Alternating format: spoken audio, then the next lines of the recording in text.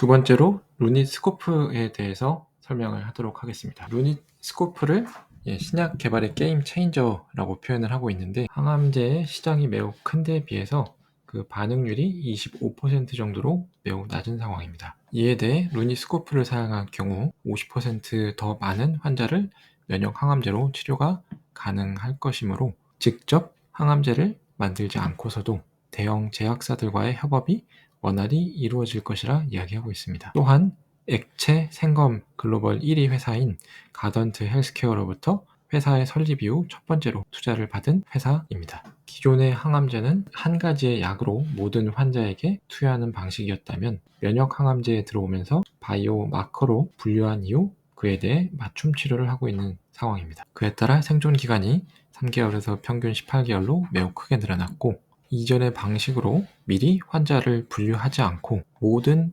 환자에게 약을 동일하게 투여했을 경우 임상 성공 기준인 30%에 미치지 못하게 되므로, 임상을 실패하게 될 경우 어마어마한 비용적 손해가 발생할 수 있습니다. 루닛스코프를 사용하면 이 임상 실험의 반응률을 높일 수 있고, 이에 따라 임상 성공을 할 수 있도록 도와줄 수 있기 때문에 루닛스코프가 제약사에게 필요한 이유입니다. 조금 더 자세하게 이야기를 하면, 항암제를 투여받는 환자들의 치료에 대한 반응을 사전에 예측하는 것이 임상시험 성공의 열쇠인데, 이를 위해 항암제 투여 전 미리 바이오마커로 환자들을 검사하는 빈도가 매우 급격하게 늘어났습니다. 여기에 보이듯이 면역 항암제 시장은 개화한 지 얼마 되지 않았고 매우 가파른 속도로 증가하고 있는 중입니다. 이 면역 항암제의 임상 실험에 환자의 반응을 예측하는데 바이오마커가 핵심입니다. 이 바이오마커에 대해 루닛이 AI 기반의 새로운 조직 바이오마커를 만들어서 새로운 시장을 창출하였습니다. 그 방식은 이쪽에 써있는 기존의 PD-L1 혹은 MSI 혹은 TMB 라는 지표와 별개로 암 환자의 조직 슬라이드에 대한 AI 알고리즘으로 분석하여 면역 세포의 패턴을 세 가지 그룹으로 분류합니다. 포지티브로 분류하는 면역 활성, 네거티브로 분류하는 면역 제외와 면역 결핍, 이렇게 세 가지 분류가 있습니다. 이 중 면역 활성화로 구분되는 환자의 경우 효과의 지속 개월수가 상대적으로 매우 높습니다. 이러한 기반으로 종양학 저널에 많은 초록이 발표된 것을 알 수 있습니다.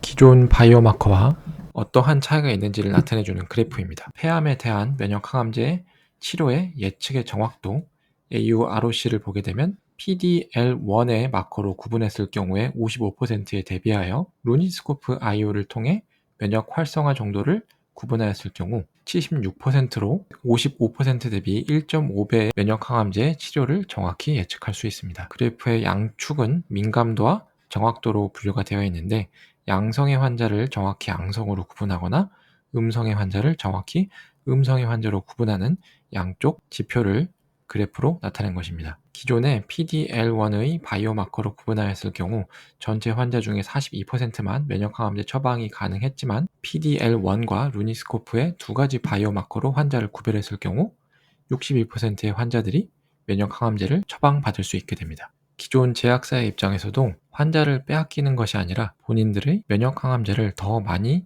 처방할 수 있게 됨으로써 제약사 또한 적극적으로 루닛스코프를 도입할 만한 요인이 됩니다. 비즈니스 모델은 기존에 개발된 면역항암제 혹은 새로 개발하려는 면역항암제에 대해 자신들의 바이오마커 이외에 면역 활성형으로 구분되는 루닛스코프의 새로운 바이오마커를 함께 사용함으로써 면역항암제의 임상 성공 확률 또는 더 많은 처방 대상자를 확보할 수 있게 됨으로써 제약사에게도 유리하고 루닛에게도 유리하고 환자에게도 유리한 환경을 만드는 방식입니다. 임상 실험 단계를 넘어 FDA 허가를 루닛스코프를 동반한 진단으로 받게 될 경우 해당 면역항암제 처방을 위해서는 루닛스코프를 반드시 같이 검사해야 되는 상황이 됩니다. 이 FDA 허가를 받을 경우 의료보험 수가를 거의 확실하게 적용받을 수 있을 것으로 예상됩니다. 제약사들이 이 루닛스코프를 사용해야 하는지에 대한 숫자입니다. 구분하지 않은 모든 항암제 투여 대상자에 대해 치료를 실시할 경우 21.9%만의 객관적 반응률이 루닛스코프를 통하여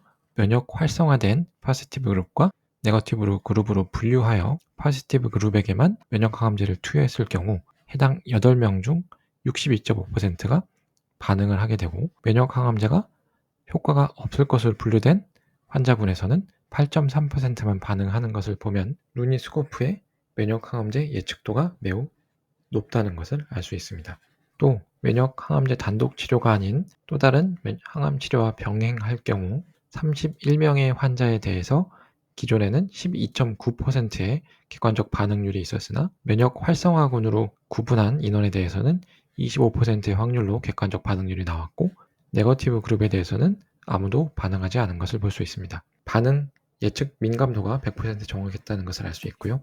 이렇게 항암제의 반응에 대해 정확히 예측을 함으로써 임상 성공 및 면역 항암제 처방 대상 환자를 정확히 구분해 줄 수 있게 됩니다. 동일한 방식의 또 다른 회사들이 많이 있지만 가던테스의 경우 패스AI와 루닛의 프로그램을 비교한 후 루닛을 선택하였습니다. 이 각 회사의 제품을 활용한 의학 논문 발표의 수도 상대적으로 많이 차이가 남을 알 수 있습니다. 그럼 이러한 제품이 어느 정도의 매출이 나올 수 있는지 시장 크기를 예측을 해보면 현재는 초기로서 연구용으로만 매출이 나오고 있고 내년까지 250억 원의 매출을 예상하고 있습니다.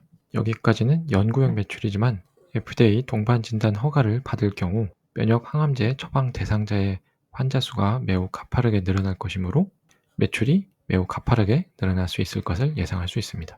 목표 시장은 한 가지 면역 항암제의 대상 암 환자는 현재 회사에서 480만 명으로 예상하고 있고 이 환자 한 명에 대한 검사 비용은 1,500불입니다. 그러므로 해당 목표 시장은 약 8조 정도로 말할 수 있고요.